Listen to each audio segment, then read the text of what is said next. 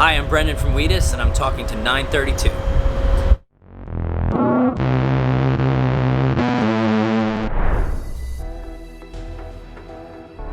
We're doing well.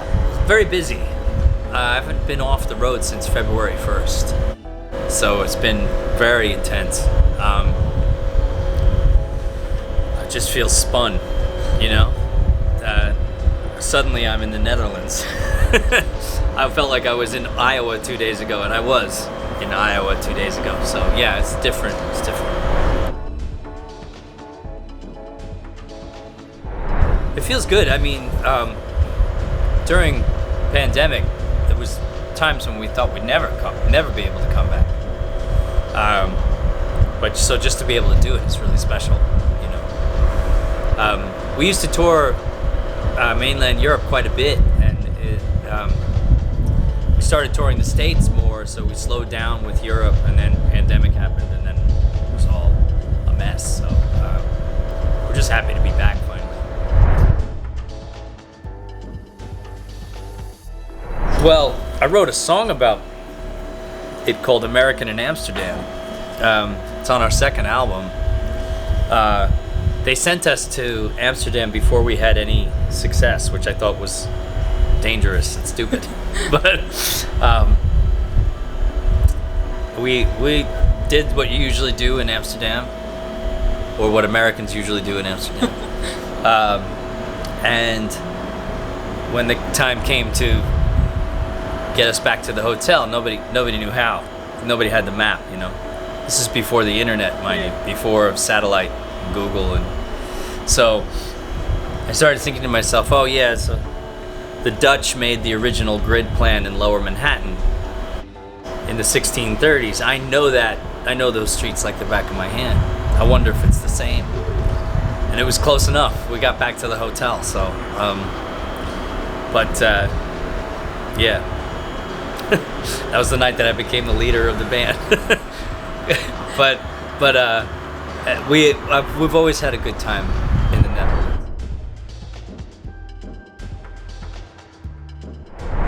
Distance, it's not as big as the U.S. The U.S. we've done over 45 shows in the U.S. since March, and you can't really do that in Europe. 45 shows, you know, not really.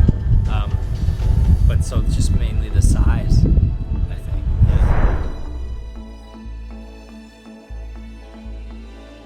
Yeah. Well, big festivals can be fun and scary, and you get to see other bands that you like.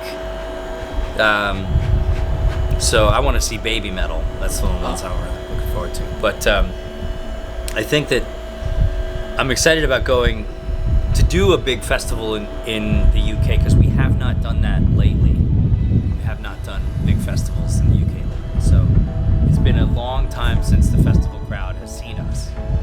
We've changed a lot. So I'm excited about bringing the new show out there.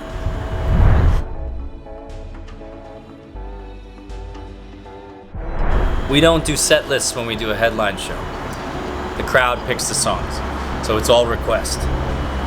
We do set lists when we do a festival, because you have to be timed, you know. So that's typically the most important difference for us, is just having a set list.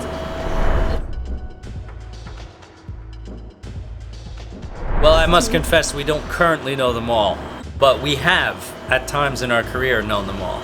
And it's all about the timing, and we get together for rehearsals, we can learn more of the songs. I think we have maybe 40 of them right now, out of 70 something. So it's close to half.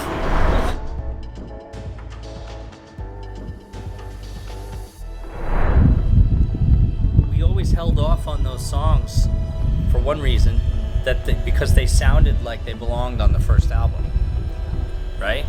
So they didn't make sense on other albums, they didn't fit. And as a standalone, they would maybe sound like we were trying to sound like the first album. So we didn't want to do that either. So we waited until we had the first album and said, look, here's the alternate universe version of the first album as well. So 20 songs. Temporary song is really fun. We play that quite a lot. Through is another one. Joey, our backing vocalist, wrote that one. We close often with a song called People from that series of songs, and I really like playing that live. That's a lot of fun. Yeah, they all they're very different from one another. Some of them are sort of like up-tempo and silly, like the first album, but others are a little bit darker. Semolina and Dark Day are songs that you wouldn't have heard on our first record necessarily. So it's just, like I said, it's the alternate universe version of the first album. Yeah, some of them were ideas from 1994 that were never finished, 93 even. Some of them were songs from 2005 and 2006 that when they were finished we said it's too much like album 1, don't use it. So yeah, like that.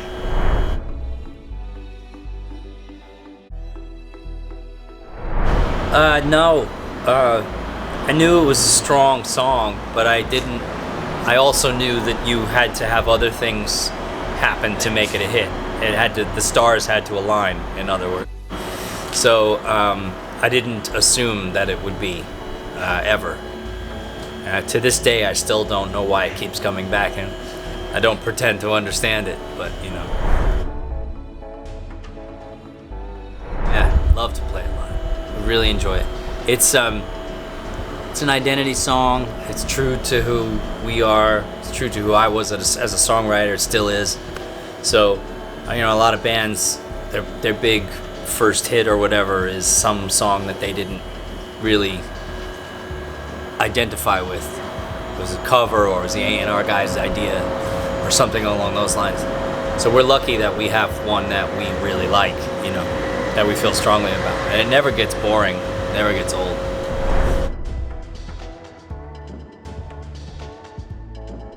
Well, the Christmas version was Gabrielle Sturbins, our backing vocalist. She came up with the whole lyric on her own. I said I didn't know what to do. Please help me. So can you fix this? Can you make this a Christmas song? I said I don't know where to start. She came back in 24 hours. She was done with it. She said, first word is Noel. Duh. You know? Oh God. Yeah, she did a good job on that. And then the string quartet version was a friend of mine, Andrew Scrap Livingston, who was a cellist and a string arranger, and he did an incredible job. And then he brought in his friends, a band called the Rhythm Method. He's all-female quartet that play the 2 violins, cello, and a viola, and they killed it. They absolutely killed it. Well, it'd be difficult to make a version of the Dance of the Sugar Plum Fairies from the Nutcracker Suite. I really love that song. That's my favorite Christmas tune. I guess I like Little Drummer Boy, and all of the Phil Spector record with Ronnie Spector on it, Marshmallow World, and all those tunes, the 60s. Also, I think the best recorded Christmas song in the last 100 years is probably the Drifters version of White Christmas. Well, I am dreaming of a white Christmas. You never heard that? Wow, it's so good.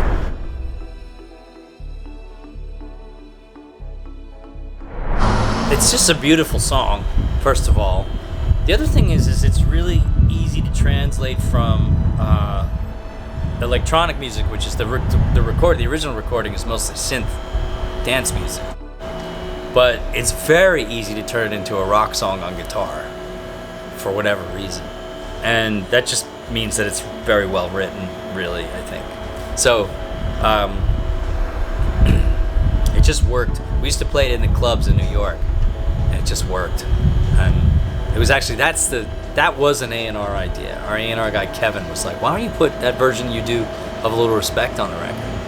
I was like, huh, okay, let's try it. So we recorded it and it was just done really quickly. We're in the middle of recording our 7th album. There are 3 singles from it that you can, oops, dropped my phone, that you can stream online. One of them is called Lullaby and the other is called Tipsy. And then there's a live version of a song called Michelle that we do. But we've been playing those songs live as well. So, and there are 7 or 8 other songs from that album that we haven't finished yet that are not recorded. So we're trying to get off the road long enough to finish them. It's just been hard. We haven't been able to get off the road. So, yeah.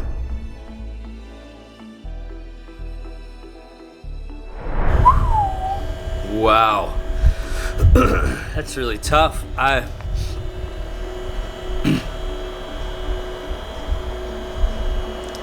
think only one of them has the kiss of death in it. If you have to play the same set every night, you're just gonna get bad.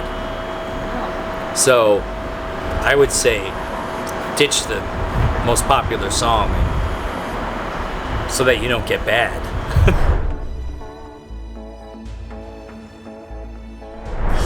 Just thank you for all these years of support, and come see us live and we'll play whatever songs you want. Shout them at us. And go to Wheatus.com and our TikTok and our Twitter and Instagram and talk to us.